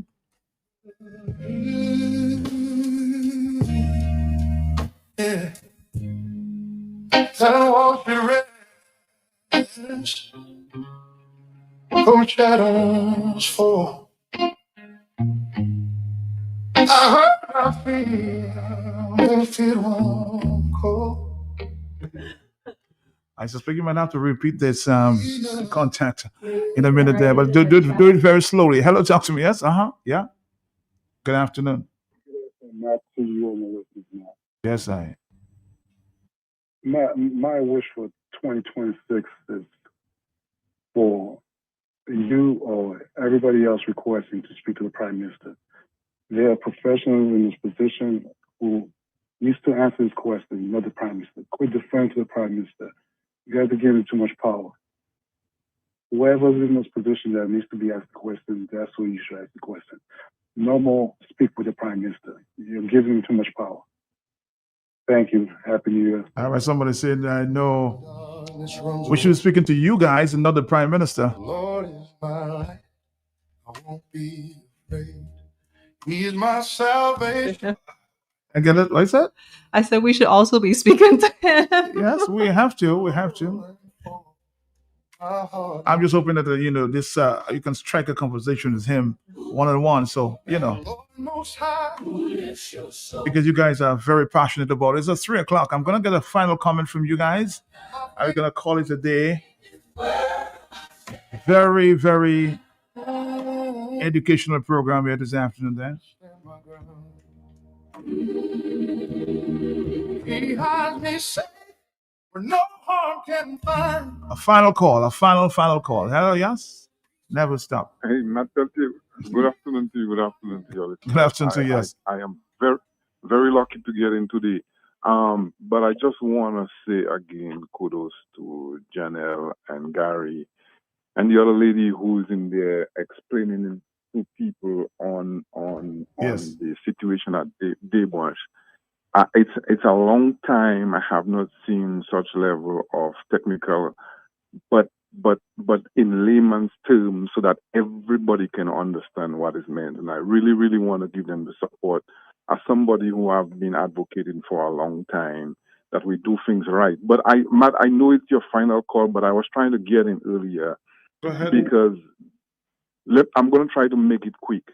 You guys were talking about compaction earlier, and the Prime Minister mentioned rock compaction, and I think it's misleading. And Matt Peltier, I had to do an 8-hour exam to become a professional geologist, and I think I have the right to speak on this. So when you talk about an airport runway, where density is in the compaction on the airport runway for a couple of reasons. Because when you put weight on structures like that, if it's not properly compacted, and the lady spoke about air spaces in your rock, compaction is really taking away that air space, taking away the water, and making sure that the runway is dense. That's where the density matters. So even if I have rock that is of a good density, and I don't have proper compaction of that rock onto the area where you're going to put that load bearing, or you're going to put that load, you're still going to have issues. And in addition to clay soils are expandable. Clay swells and shrinks depends on the water content. So you have moistures in clays that can determine its plasticity, and plasticity is really expansion. Matt Peltier, let me give you an example. If you drive down towards Roseau, right before you get into not Warner, that close to the coast there, you'll see some areas in the road that is sort of sinking, right? And that is because when you have trucks cycling on there over a period of time, the road tends to either slowly slip, or if it's not compacted properly, it will sink and cause what they call tension gases, and they would put Gibeon baskets to settle that. And here is a perfect example of compaction. If you drive up towards Benz, the huge trucks that are carrying all the construction material for the airport, you notice that the road has been forming grooves and dents and all kind of destruction. That is because when those roads were built, they were not built with the right compaction to withstand that kind of weight that is cycling on it. That is why the road's being destroyed. Matt Peltier, the reason why I'm using that example is because while we're talking about it, there are real cases of if you do not do your proper work, where you will see damage happening right before eyes. When people see these things and they hear you speak, they can relate to what you're really talking about. I know you don't have much time, but there's so much to talk. I really want to say kudos to these guys. They have done a wonderful job. I've been listening, and in whatever way I can share my experience and expertise, I'm glad to do that. And I just want to tell you guys, don't be afraid. Keep on speaking, because we are responsible for our governance and in holding our government to the job that we send them there to do. You have a good evening, good afternoon, and happy Merry Christmas to you guys, and Happy New Year. All right, thank you very much. I'm getting more messages there on Facebook that reads, one job, great guys, great job, you guys. I'm very proud of you all. Keep up the good work. Scared is afraid of the truth. He will not openly debate with this young geologist there. 449, and let's say nothing good will happen in Dominica under the leadership of the Prime Minister, where he leads, his ministers follow. In the land of the blind, one-eye man is king. Let's go back across the table and share your final comments as we go. Yes. So I just want to respond to that last call there. Yeah. So soil compaction, I was talking about it as an environmental impact, nothing to do with the airport. So one thing is that the soil compaction I was talking about as an effect of that environment around Debonche. Now, there's two things you mentioned here. The density of the rock, in fact, does not matter when you're making aggregates for the cement. because as Ellie mentioned earlier, it is a chemistry. The chemistry is what makes the strength of the tarmac that can be measured to international standards. Has nothing to do with the compaction. It's all chemistry and how the limestone, the fly ash, and the rock aggregates will bind together through chemical reactions. Further, the soil compaction I was talking about was in the surrounding areas of Dave Wash where there's communities that live there. If you have soil compaction on roads, roads all have a certain standard, 5-year storms, 10-year storms, etc. That's how you create roads. When you have machinery like the ones that they're bringing up to that site and you're compacting the soil in that way, you increase flood risk for the surrounding communities. And you also put more strain on the roads that they weren't made to take on when they were initially built. Roads also have to be resurfaced at a certain time as they begin to crack and degrade. So bringing all that bulldozers, machinery, all kinds of things up to that site are degrading the road. And it's also compacting agricultural land and community land around it. And I just wanted to point that out, that there was a difference in what I was saying versus what they're doing for the cement in the tarmac. Gary, your final comments as we go? Yes, thank you, Matt. My final comment is that we're in the science group. We present science, and that is our background, Carrie and Janelle and myself. And so we welcome others who want to speak on the topic with other different expertise from the legal standpoint, policymakers. All these people are invited to weigh in on the topic. Of course, that we don't have all the answers for these because that's not our expertise. And we do invite other people who are willing to speak on the matter to come in the conversation. Like, let's talk. Let's continue this discussion to what's going on. Let's exchange. Yeah. Yes. Janelle, and before you, when you wrap up, please give the information again because people, and say it slow this time. Say it slow. Sorry. It's okay. Well, just to echo what was being said, and I mean, I guess we have to recognize that Dominica in this current time our community is very politically polarized, and we are asking people to just for a minute, for a month, for a year, just focus on Dominica. This is not about partisan politics. This is about Dominica. And yes, I mean, reading some of these comments, right? I think when we just focus on the government and comments towards the government, we're forgetting that there's a whole developer, there's a whole subcontractor, there's so many other parties who are not part of the government who are as equally responsible or perhaps even more responsible, because the government is there to regulate, right? Like, okay, maybe it might be a government project, but they are not the ones directly building the wall. They are not the ones that are excavating the land and determining what is needed where. There's a whole developer behind this. There are subcontractors behind this. So Montreal Management and the China Railway number 5 engineering group, they're the ones who are currently at the site. And so we're asking them as well to come forward, to do the respectable, ethical thing, to do the necessary testing, to be responsible to the community and to the land that they operate on. And we're asking the government to hold them accountable to our laws, to what is required, to the ethics of this land, and to help us, all these government agencies, to help the community to protect ourselves, to protect this land, to protect each other, and protect Dominica, not just for now, but for the future. So we're hoping that they would come forth with this, dialogue. Yes, we would welcome that discussion, but we would more so want to encourage them to have an open discussion, not just with us behind closed doors. We don't believe in that. This is a community dialogue. So to please come to the affected communities and go around the whole island if you want to, and sit with all of us and help us understand their science, help us understand their decisions, and let us work towards a common goal. That is our ask. And I guess to repeat the information, if anybody wants to reach out to us, whether it's to lend your technical expertise or whatever other resources you feel as if would be beneficial to the cause, you can reach us at savedebosh@proton.me. So we will put it in the Facebook chat, but it is save, SAVE, DEUX, Brosh, BRANCHES at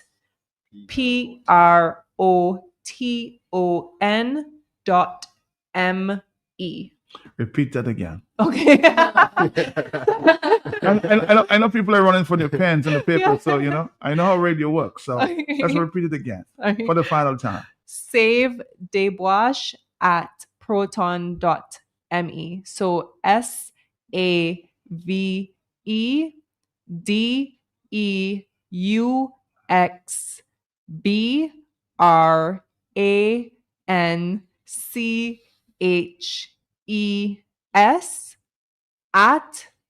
PROTON.me.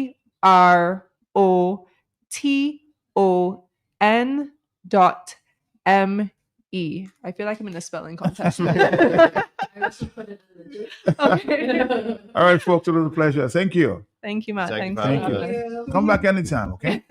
I suspect we're going to have another discussion early next week. Yeah. All right, thank you. When the wicked shout, I don't. Dominica, good afternoon to you. I lift my voice and start to pray. The Lord of might, Prince of light, I won't retreat.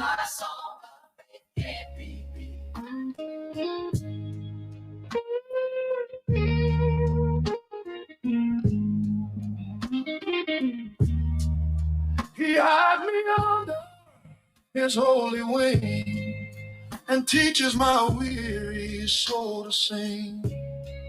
Even when the shadows stretch inside, I see his glory I've seen a comment there in on the sky. the Facebook, man. Nobody presence near, still believe. You can hate a dog, but you have to admit Ooh, its teeth are white, huh? Lord is man, God, Great educational program. Thank you, Greg Baptist. praise his name. For his gracious day. Oh, no. God is mine. Ministers in my ground, his mercy bears his grace above. Yeah. And walk the rest from shadows fall. I heard my feet when feet won't cold. I will lean up to the day.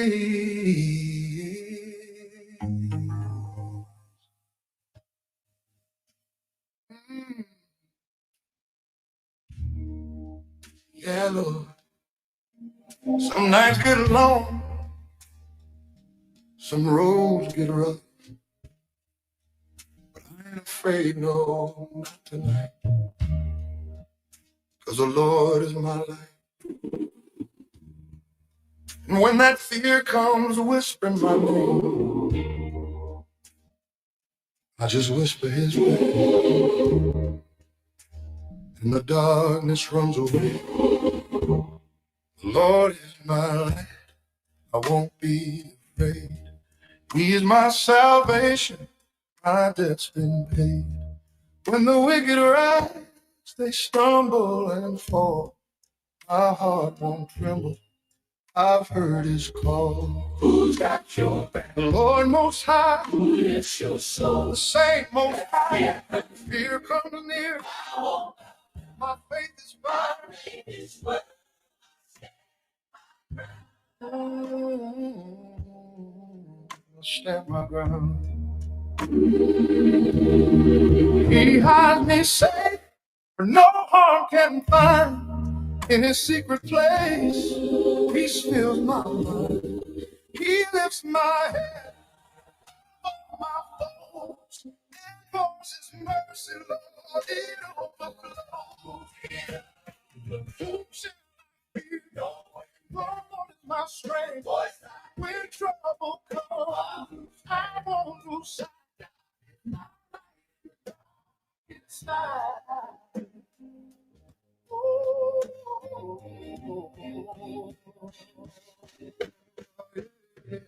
Armies rise up, surrounding my soul, but my faith stands firm. It keeps me whole. One thing I see, one thing I crave, to dwell in his house all my days. Who walks with you? Emmanuel. Who got your soul? The King as well. Fear not twice. Shut that door. My Savior. Praise forevermore. Oh. When my father's gone, when my mother's gone, the Lord will take me in. When the world forgets my name, he still knows where I've been. He's my home in